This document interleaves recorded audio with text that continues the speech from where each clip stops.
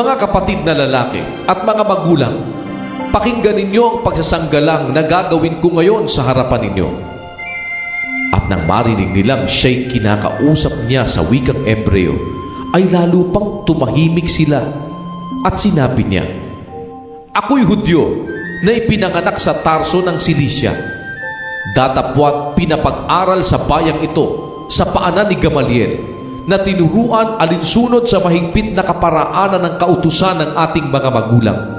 Palibhasa'y masikap tungkol sa Diyos na gaya ninyong lahat ngayon. At aking pinag-usig ang daang ito hanggang sa pagpatay, na tinatalian at ipinapasok sa mga bilangguan ng mga lalaki at gayon din ng mga babae. Gaya rin naman ang pangulong saserdote na nagpapatotoo sa akin, at ang buong kapulungan ng matatanda, na sa kanila na may tumanggap ako ng mga sulat sa mga kapatid, at naglakbay ako sa Damasco upang dalhin ko namang mga gapos sa Jerusalem ang nangaroroon upang parusahan. At nangyari na samantalang ako'y naglalakbay at nalalapit na sa Damasco, nang magtatanghaling tapat, biglang nagliwanag mula sa langit ang isang malaking ilaw sa palibot ko, at ako'y nasubasub sa lupa. At narinig ko ang isang tinig na nagsasabi sa akin, "Saulo, Saulo, bakit mo ako pinag-uusig?"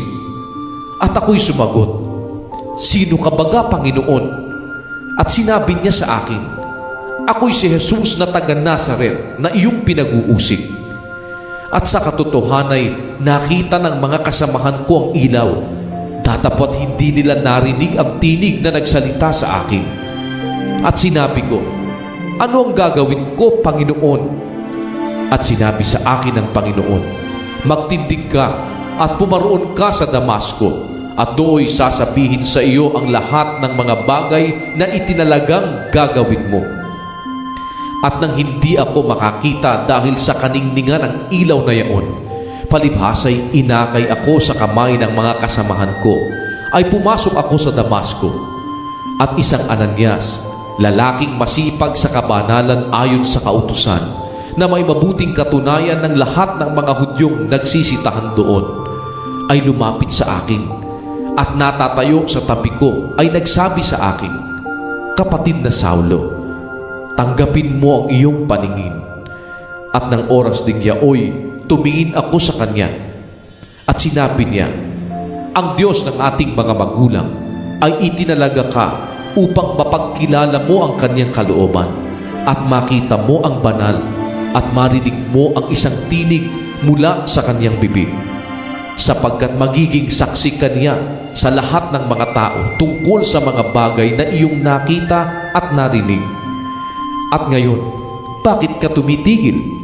Magtindig ka, at ikaw ay magbautismo, at hugasan mo ang iyong mga kasalanan na tumatawag sa kanyang pangalan."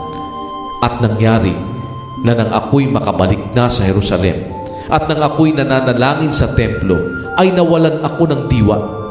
At siya'y nakita ko na nagsasabi sa akin, "Magmadali ka at umalis ka agad sa Jerusalem, sapagkat hindi nila tatanggapin sa iyo ang patotoo tungkol sa akin."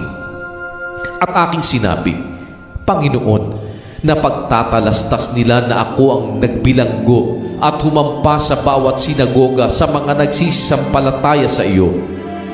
At nang ibubo ang dugo ni Esteban iyong saksi, ay ako na may nakatayo sa malapit, at sinasang-ayunan ko at iningatan ko ang mga damit nang sa kanya'y nagsipatay. At sinabi niya sa akin, "Yumaon ka, sapagkat susuguin kita sa malayo sa mga Hentil." At kanilang pinakinggan siya hanggang sa salitang ito. At sila'y nangagtaas ng kanilang tinig at nangagsabi, "Alisin sa lupa ang isang gayong tao, sapagkat hindi marapat na siya'y mabuhay."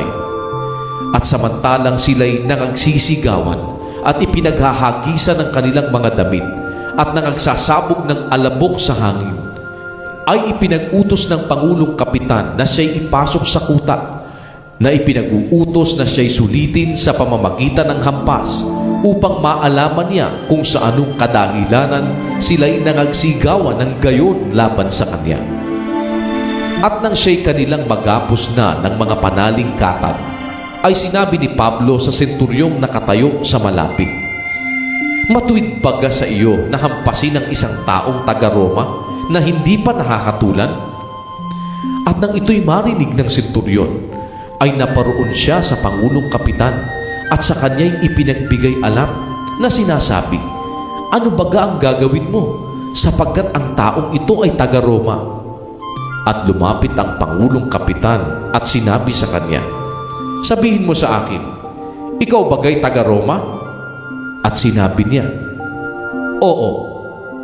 At sumagot ang Pangulong Kapitan, "Binili ko ng totoong mahal ang pagkamamamayang ito."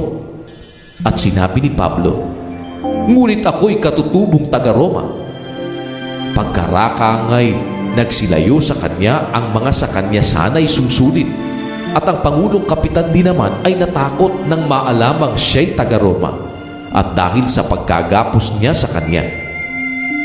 Datapwat ng kinabukasan, sa pagkaibig na matanto ang katunayan kung bakit siya'y isinakdal ng mga Hudyo, ay kanyang pinawalan siya at pinapagpulong ang mga pangulong saserdote at ang buong Sanhedrin at ipinapanaog si Pablo at iniharap sa kanila